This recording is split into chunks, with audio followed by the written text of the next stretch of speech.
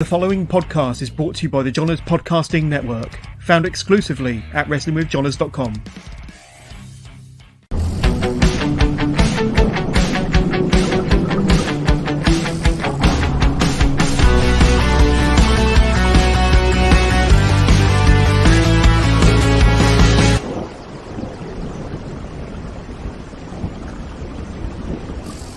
Hello and welcome to another episode of Wrestling with Johners.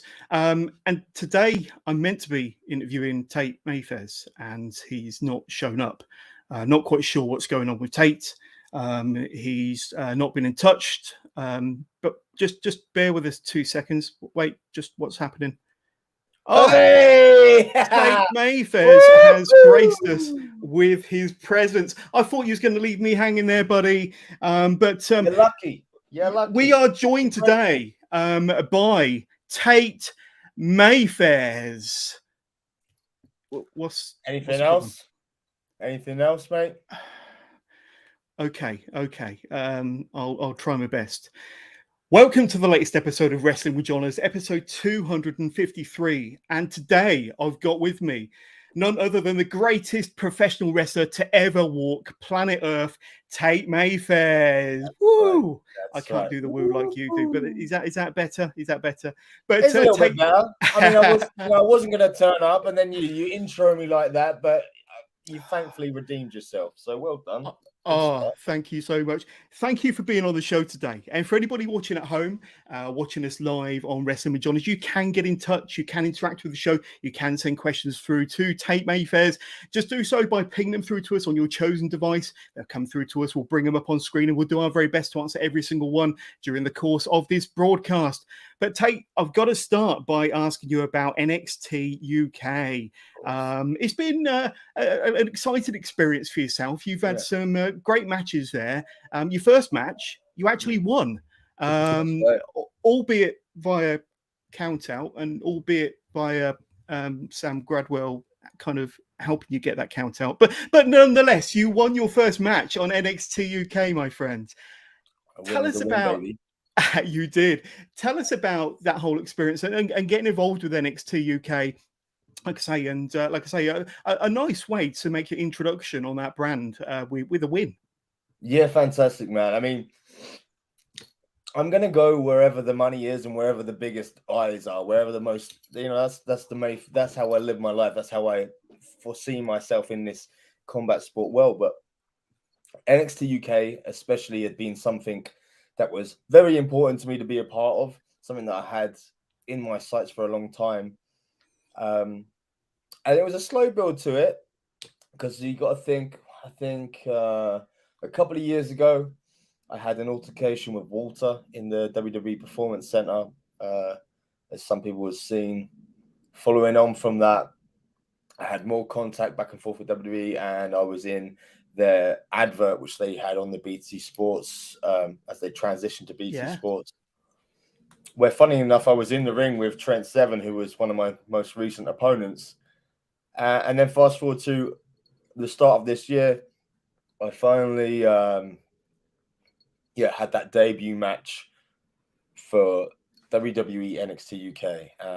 And I won it. Yeah, that's fantastic. Yeah. Hell of a thrill, big accomplishment. And you've had a few matches since. I know that you had a tag match alongside Ollie Blake with Symbiosis. You fought, it was Tiger Turan, wasn't it, in your second match? And then most recently, the recently turned Trent Seven. That was a bit of a brutal loss on your behalf. But like I say, nonetheless, you've been in there with some of the biggest names on the brand, NXT UK brand. And just give us your thoughts on some of them opponents. In the Trent match, he had a point to prove when he fought you. I think that was probably only a few weeks ago. Like, honestly, I know that maybe in Twitter world or indie wrestling darling world, they try to kind of shun what the NXT UK is because they're all jealous. But the fact of the matter is, it really is the best hour of professional wrestling on television, hands down. The promotional videos, the packages are cinematic. They're fantastic.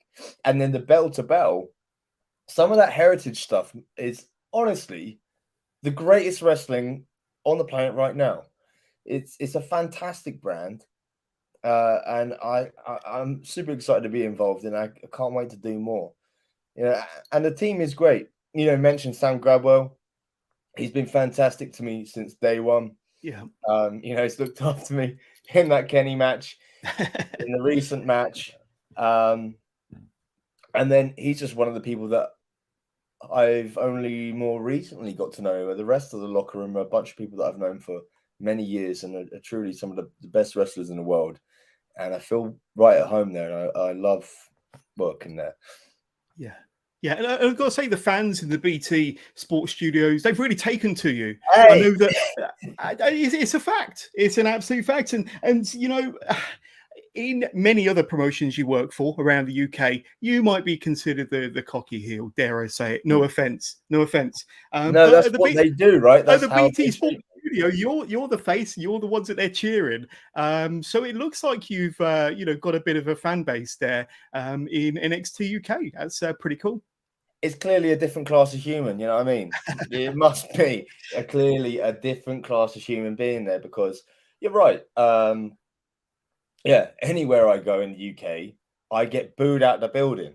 Anywhere I go, no matter what the situation, no matter what the circumstance, I've been cheated out of victories. And they cheer for the other person. I've been in that ring face to face with one of the UK's most feared, most hated, Spike Trivet. And you know what? They cheered for Spike Trivet instead of me.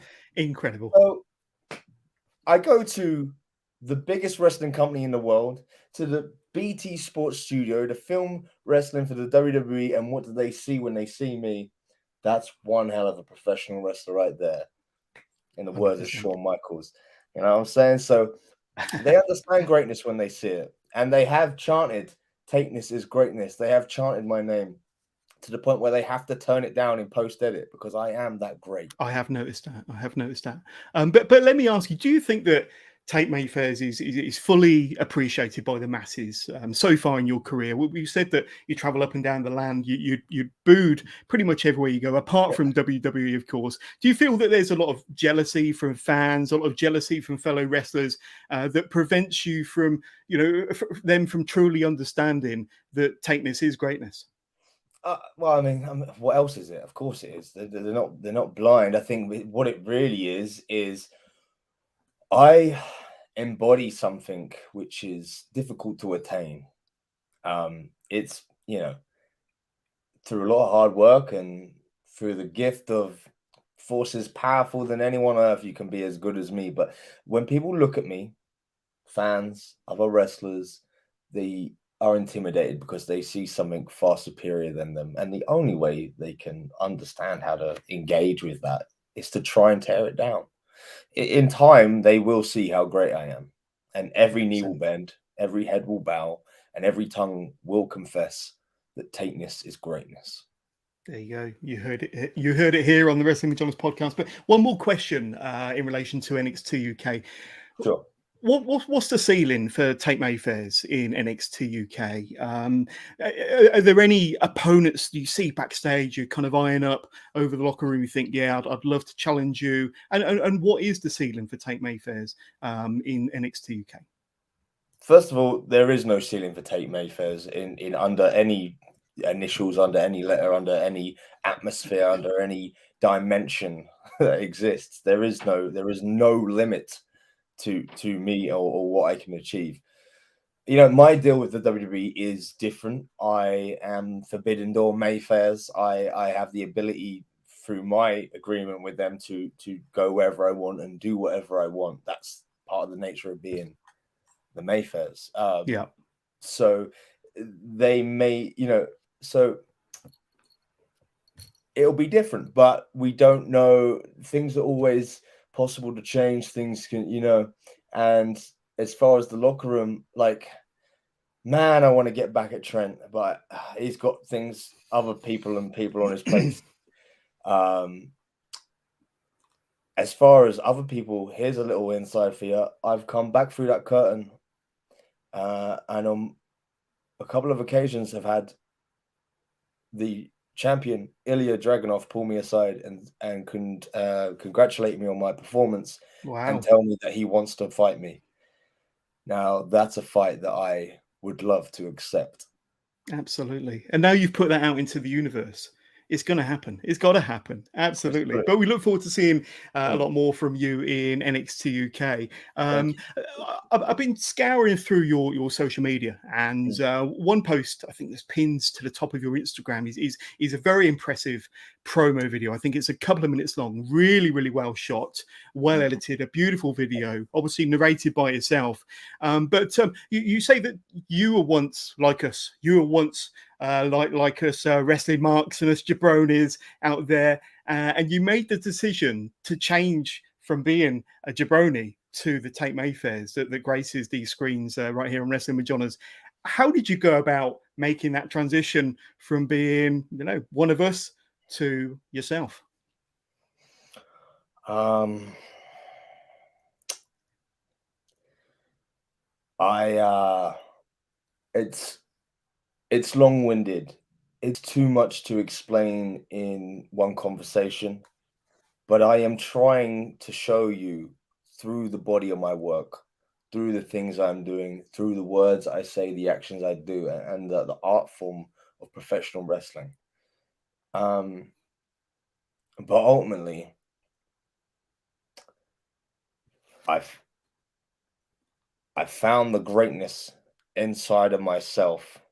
I was affirmed by the gods, and it was the thing that's different, I guess, from myself to everybody else is I was born for this. I'm destined for this. It was always written in my path. But that's me. But everyone has their own path. Everyone has their own destiny, and I do not believe it is destitute. I think it is goodness. I think I know that it has a path of greatness. Whether they choose to accept it, whether they will wake up to it and find it inside themselves and take the step by step journey to that place, that's on them. But I've come here to this planet to perform in the world of professional wrestling to show you the way, should you choose to accept it, the path to greatness. Indeed, indeed. We've had a few people get in touch with us already. One I'm going to hold off till later because it's a question about your progress matches. But first of all, Harry Singh, a professional wrestler you're probably familiar with, has been in touch. Why is Tate so shocked to go to battle with me? Is there a bit of a rivalry going on between Oh, yourself and Harry Singh? okay, Harry Singh. I don't think I'm shook one bit. I don't think I'm shook one bit. I will tell you this. I mentioned just previously about you know, that whether or not they find the greatness inside themselves and they're attuned to that, they're gonna make I think unlike many other, I think Harry has understood that. I think he comprehends that. I think it's aware to him. But I am aeons, years, light years down that road. I I'm not shook. I welcome it. I welcome it. Let me beat you into let my beating upon you be a teaching upon you, Harry Singh. Let that happen. There we go. And thank you, Harry, for watching and for dropping that question. And we encourage you to send in more questions, send in more comments. And we've also had the Danish wrestling nerd via YouTube get in touch saying Tateness is greatness. That's a And they follow up with the greatest wrestler to ever walk planet Earth. good That one. was a line that I struggled with earlier, but I did get it out. But there we go. I want to take it all the way back now, Tate. And Yeah. when did pro wrestling first come into your life? Have you been a Mm. lifelong wrestling fan? Have you enjoyed watching it since your teenage years? Tell us a bit about how you first fell in love with pro wrestling. Um, so I was always in love with combat sports. My father, a martial artist, my granddads, both sides, great uncles, bare knuckle boxers, violent men. And so I was always around. We'd wrestle, we'd box, we'd fight. And then as a child, wrestling was in a boom period, and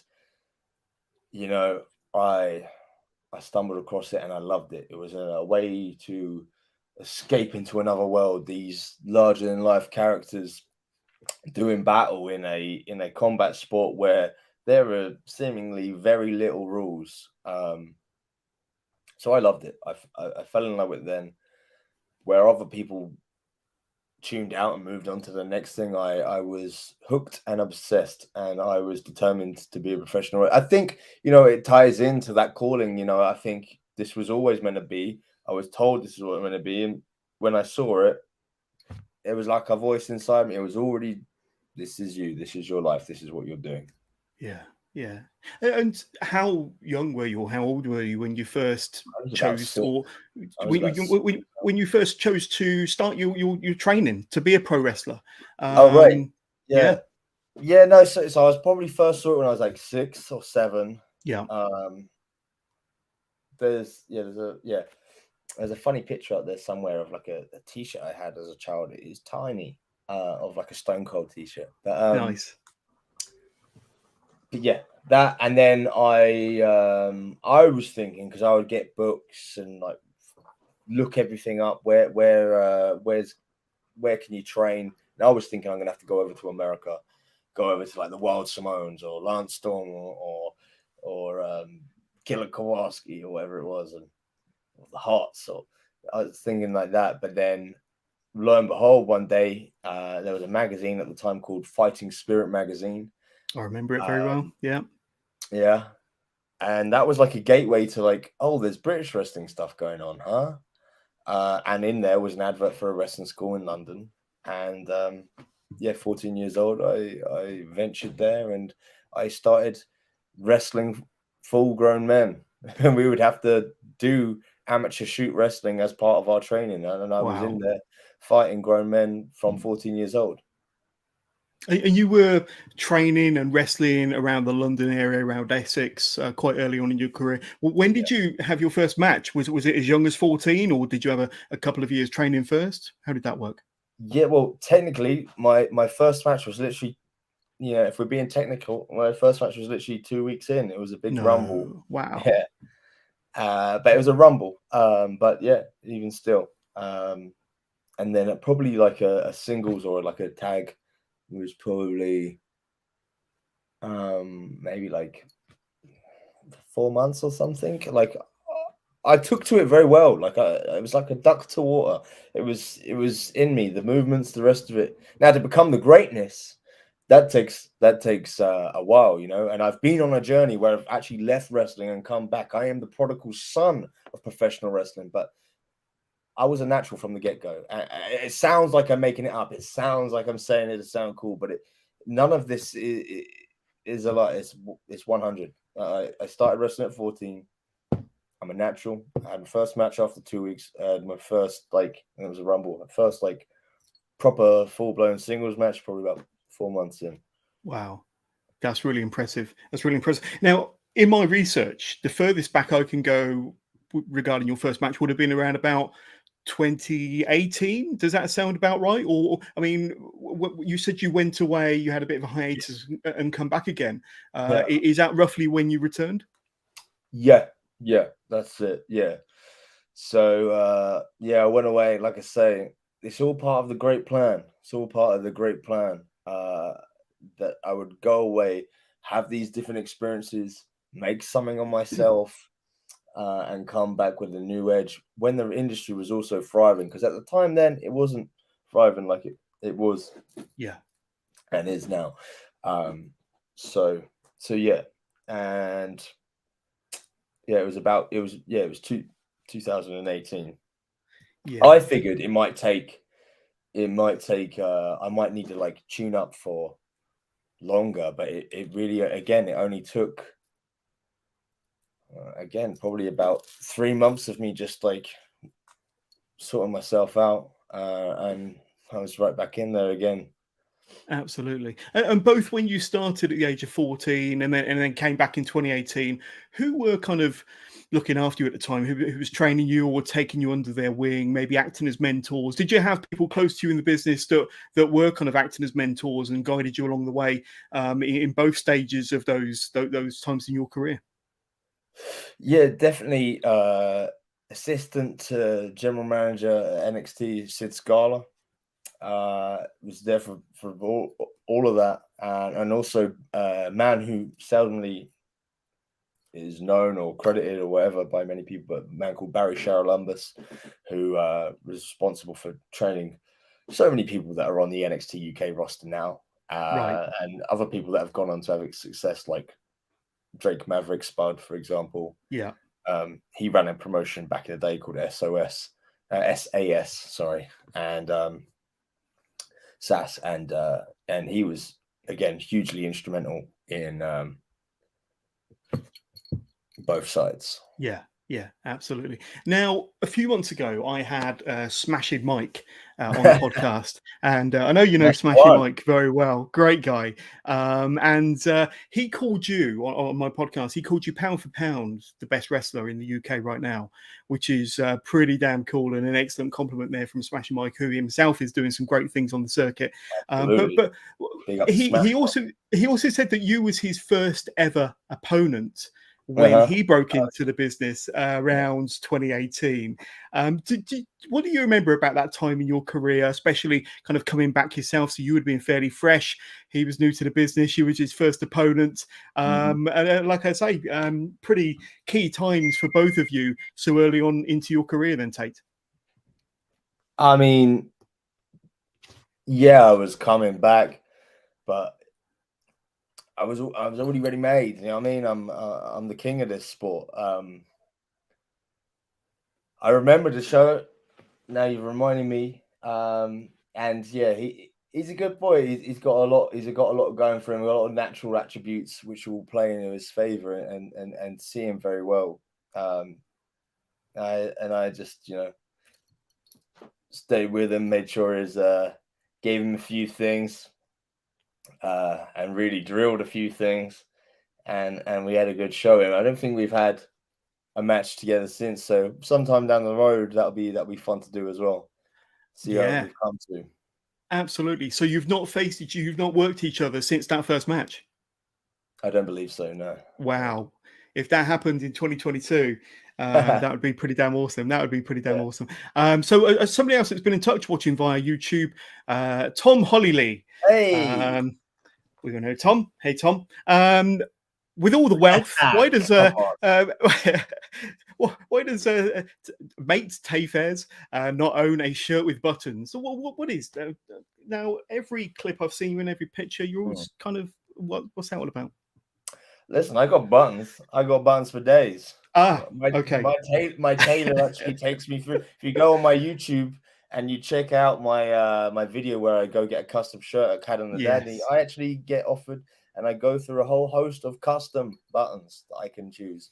But I choose them for ornamental reasons only. And when you have a torso this beautiful and you're as hot as Tate Mayfairs, why would I do it up? You make a good point, and that's exactly why I keep my t-shirts firmly fastened. But there we go. Now we're going to talk about Progress a bit more a little bit later on in the podcast. But please correct me if I'm wrong here. But I understand that you had some dark matches for Progress in 2019. I think that you was involved in a tag match in one against a team that we now know as Pretty Deadly back in 2019, and another one against Rudy. Let's just bring up his name here. Rudy Ryan. But I also had his first match back in the day as well. I'm like the gatekeeper. Wow. There you go. So you are the gatekeeper of all these up and coming pros. But that was an incredible opportunity back in 2019. Not to mention the gatekeeper of the country. Every time a Mexican and American or any kind of anything wants to come over here, they have to come through me. No one gets in this country without me. So 100%. I am the gatekeeper. You're damn straight. 100%. Tell us about them early Progress experiences and how you got the gig with Progress for them two dark matches back in 2019. I think it's no secret. I work my ass off. Yeah, I am absolutely everywhere and anywhere in this country. Like nothing runs in this country without me. Tom Dawkins, Cara Noir said it himself. Chris Brooks said it himself. Everyone's been on record and say it. Like since when I did come back, I could have just walked in. I had enough contacts. I had enough all pre-built up. contacts and abilities. I could have just come in and called, I'll take that, I'll take that. No. Being the greatness ain't just about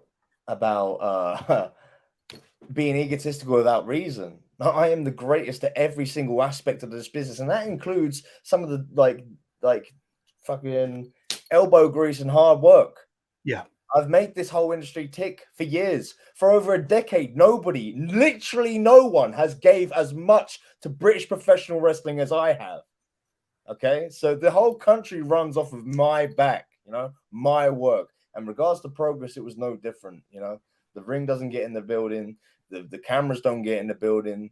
The show doesn't run. Nothing gets sent. Nothing happens without Tate Mayfairs. That's how I earned my spot at the top of the card. That's how I earned the name, the greatest professional wrestler who ever walked planet Earth. From every single aspect that you could possibly do in this business, I am the greatest at it. 100%. Not going to disagree. Not going to disagree. We're going to talk more about recent events at Progress. But first of all, I want to bring up some gold. Look at them championship bouts there. Big Daddy champ. 100%. And like I say, showing off. Now, I think they are the Big Daddy champ. The Rumble promotion, the Rumble heavyweight champion, and the now what's the other championship SWW called? Openweight championship. The All Nations, the All Nations champion. So tell us about some of them championships, certainly from Rumble anyway, a promotion that you're very close to your heart. You've been a part of, I think, since the end of lockdown. You first won them championships almost straight away in July of last year. A hell of an accomplishment, and 2 bouts, Tate, not bad. Yeah, absolutely. Yeah, and you're right. Yeah, it's coming up to a full year with the All Nations Championship. It is. Yeah, I mean, what more do you want to say? Obviously, I'm great. I win championships and I hold championships. At one point earlier this year, I was triple belt Tate, whereas Rumble Heavyweight, Rumble All Nations, and SWW Openweight champion as well simultaneously. So yeah, it's good that they good local family wrestling, which is outdrawing some of the biggest wrestling promotions in Europe right now. So, and that's thanks to me. Again, humbly, truthfully, I am a big ticket seller Tate, box office Mayfairs. It's on paper. Check it out. Absolutely. And you alluded to it earlier. Southwest Wrestling, SWW, their new openweight champion. And there you are with the bout. After winning. That was guns. 100% looking great in those pictures. And have you had a chance to defend that championship yet? I couldn't find any record of you defending that title. And I heard something about Sid Oakley kind of running off with a bout. So what's going on there in Southwest Wrestling? Yeah. I mean, maybe I did, they say what goes around comes around and stuff like that. So, it's kind of funny, I guess. But beginning of the year, I turned up to Cheltenham. Nico just defended his title successfully, and I put the boots to him. I dropped the coast to coast elbow. I took that belt. I told the world how great I am, and I got out of the building. I taunted Nico for a long time. I had fun and got in his head, wound him up. We eventually got together and had that match. And I proved how great I am. I beat him in the middle of the ring, 1, 2, 3, no funny business. But then, as fate would have it, as karma has it, as I was leaving the building, Sid Oakley attacked me from behind and took the SWW Openweight Championship. So since then, we haven't had a show. I have not seen him, and I'm just waiting for that opportunity to finally choke out that little dirty rat and take my belt back. Well, yeah, I don't need to beat him for it, but I will choke him out just for the fun of it, and then I'll take back what's mine. So have you got a date in mind? Has a match been set between the two of you? When do you plan to seek your revenge? And I don't need to have a match against him. I am the champ. I don't need to beat him to win the championship. You just need to get that gold win. Oh, they can. I need to catch him anywhere. I might go down. I'm going to be down in Bristol on Sunday, like if I swing through Cardiff, I might find him hanging out in the streets somewhere and kick his teeth in and take it back. Like, yeah, just when I find him, it will be. There is a date in the calendar for SWW. You know, it'll be happen. It won't be. It'll be dead air if I go through the calendar and try to find it. But there's a date in there, and if I see him before then, he's dead. And if I see him then, he's dead. And that belt, regardless of who gets to fight me officially for it or not, is staying with me. 100%. And it's a great company to be a part of, and a really cool championship to add to your collection. Let's talk about progress in 2022, because I know that you actually featured in one of their matches, one of their Peckham era shows. I think it was probably November last year, chapter 126. So just before they came back to the Electric Ballroom.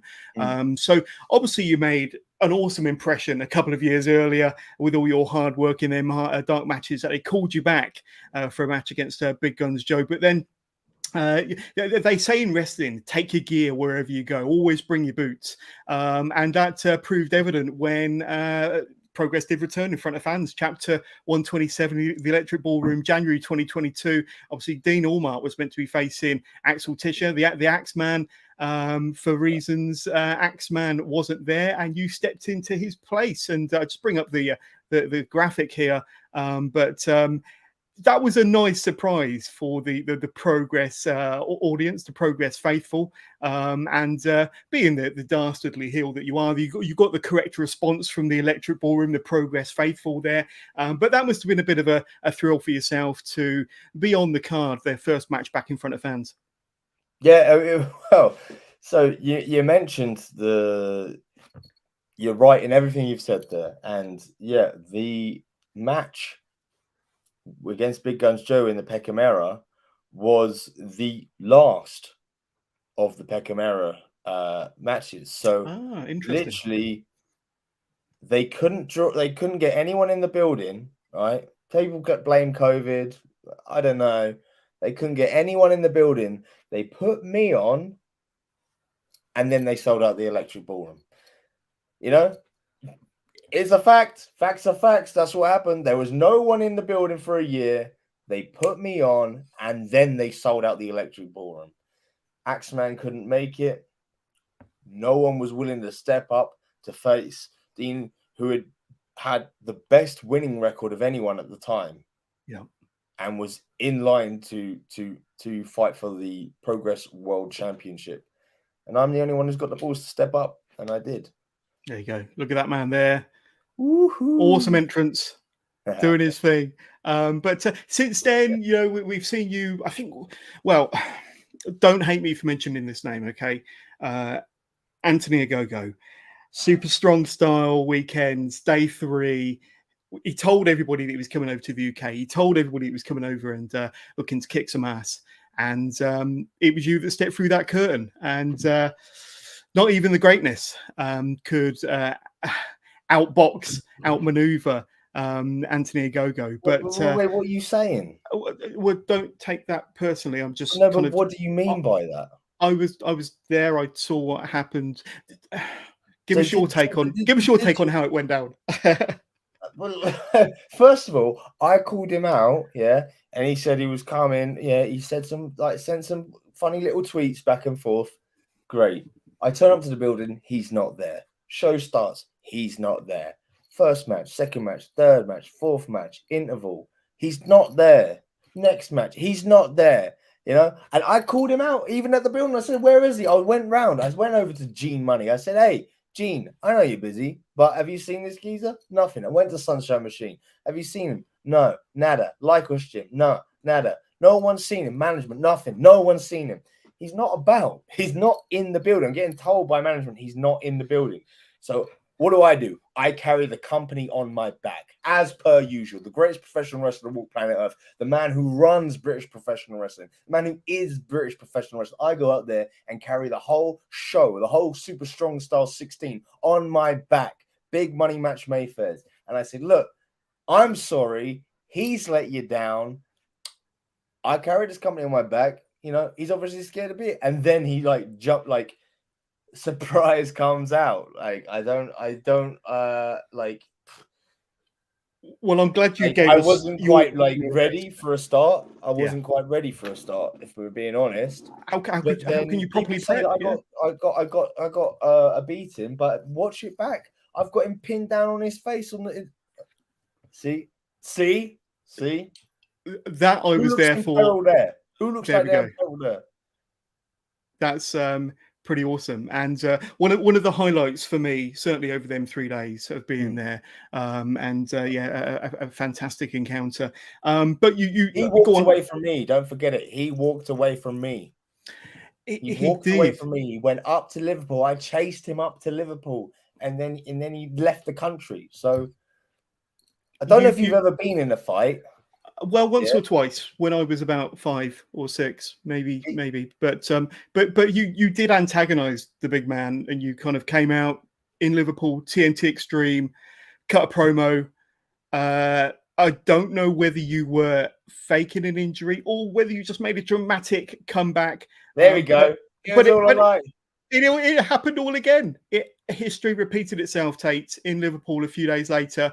Because he left the country after that night. So he and I'm learned still his here, lesson. and I'm still calling him out. Come on, go. Where are you? Where are you, mate? I'm not scared. I'm not shook, mate. I'll knock you out, son.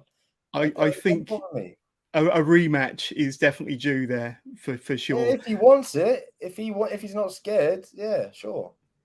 Yeah, absolutely. You mentioned earlier, Tate. I think you was on the Cara Noir podcast, Tom Dawkins, and he did say some really, really great things about you. And I'll read it out here. I'll try not to take too long. But the reason that he wanted Tate on was because he works so hard. He's a great representation of people who are driven and really, really commit so much of his time to the art form and this practice.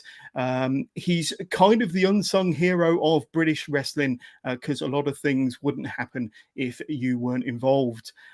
So when you kind of hear them compliments from somebody of the stature of Cara Noir, Tom Dawkins, that must mean a lot. And I could tell by kind of watching that video clip on your Instagram that meant a lot to you at the time. That's pretty cool when you get compliments like that from your fellow pros.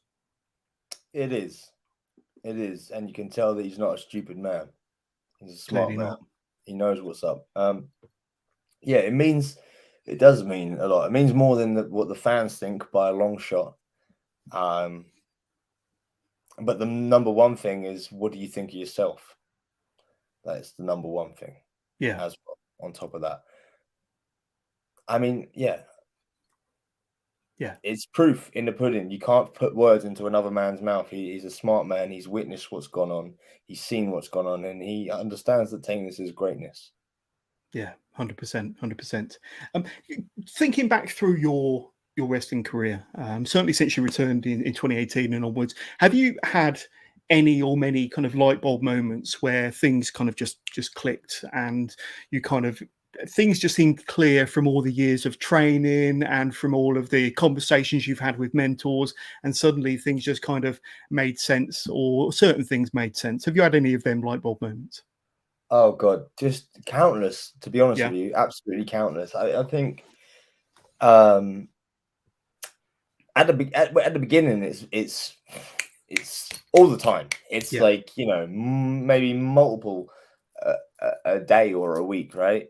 And then I get just as many, but then they're kind of like, it's kind of like something that you've already heard, but then you understand it at a deeper level, or there'll be like even bigger turning of the page or understanding.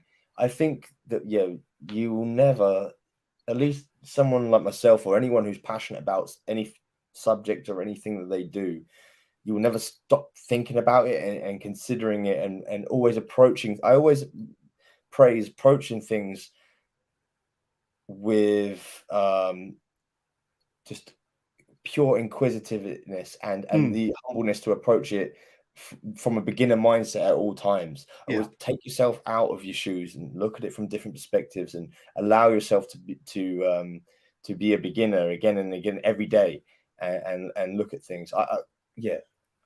So many light bulb moments to this day every week. Yeah. And I'm sure you never stop learning, and you'll continue to learn even, when you're another 10 years down the line in the business. But I remember, so when I went and I did that thing and I had the altercation with Walter at the WWE, Shawn Michaels was in the building. He was giving a skull session and he was talking to some people who had their match on. And he was saying, like, he never stops learning. He continues to, and I was like, whoa, okay, cool. Shawn Michaels never stops learning. And he, like, now, like, understands wrestling at an even greater level than when he was wrestling every week. Yeah. So I think someone has told me that Regal said the same thing as well. Absolutely. Yeah, it'll never stop. It'll never stop. Yeah, 100%. We've had somebody else get in touch with us. We've got that Scott Kidd watching us live via YouTube. So thank you very much. Damn, he's good. Hashtag take this is greatness. But then we knew that already. And again, that's Scott Kidd, longest reigning All Nations champ of all time. There we go. Fact. That says it all. That says it all. Just first, and by the way, the first and the only All Nations champ. There we go. There we go. So what gold are you carrying at the moment? You're obviously the SWW Openweight Championship and the Rumble Championship. So are you carrying, what, 2 or 3 belts at the moment? So currently I'm carrying 2, the All Nations and the Openweight Championship. I'm in a bunch of other promotions as well. So we'll see what happens by the end of the year. I've got my eye on that Progress World Championship. They wanted me to, they asked if I was free for the show this weekend, but I'm over in Chaos, another place which I'm taking over. So as far as I'm concerned, the Thunder Bastard tournament is just a tournament for someone to have their tune-up match against, Ridgeway's tune-up match against me. I'm going to win that belt by the end of the year for sure. Chaos, 100%. Whatever else has come my way, NXT UK, wherever I set my sights, whatever I desire will be mine. Absolutely. And as we start to wrap up, what would you say are some of your proudest moments or some of your proudest achievements in the sport in the time you've been working up and down the country?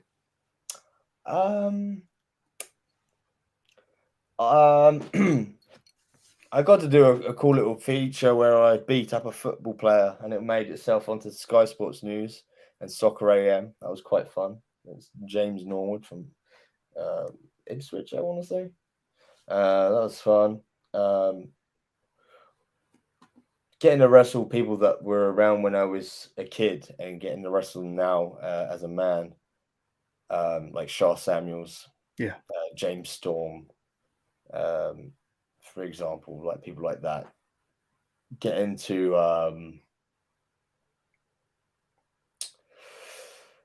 getting to do ladder matches, getting to do Falls Count Anywhere matches, getting to do British rounds matches, and of course, wrestling for the biggest wrestling company in the world, the WWE. Being treated like a superstar just as I am. And this year is fantastic. I know there's a lot of great things in the pipeline. Yeah. And there's many things I'm keeping to myself as well. But the sky's the limit. It's a beautiful time to be alive, and you're all lucky to walk the earth at the same time as Tate Mayfairs. 100%. I hope you can prosper from watching greatness. Absolutely. And before we wrap up, an opportunity for you to shout out to my listeners where we can find you on social media. So I know you've got a Facebook, a Twitter, an Instagram, merch. So plug away, my friend. The floor is yours. Sure. Hopefully we got them all linked at the bottom here. You've got a little ticker run along the bottom there for anybody watching. And it's real simple. It's Tate Mayfairs on everything. So TateMayfairs on Instagram, Facebook, Twitter, the rest of it. TateMayfairs.com for your t-shirts and your prints. Signed A4 gloss print prints. And that's all the plug-in you need. Want to come see me this weekend in Harwich. I was going to be up in Good for the double show, but it's just been cancelled just recently. Unfortunately.